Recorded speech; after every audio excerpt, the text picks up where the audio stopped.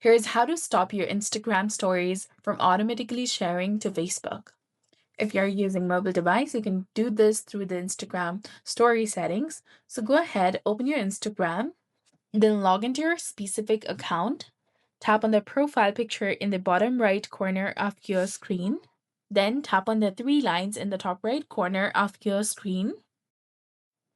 Once you're in the settings and activity page, you need to go ahead and search for story settings.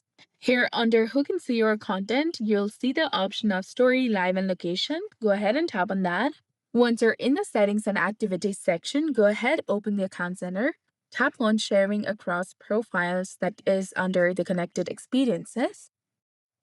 Now from this section, you need to go ahead and tap on your Instagram. And here, toggle the switch for your Instagram story. Make sure that it is turned off. And from now on, your Instagram stories will not be automatically posted to Facebook. So that's it for this video. I hope you found this helpful. If you did, please like, share, and subscribe. Thanks for watching.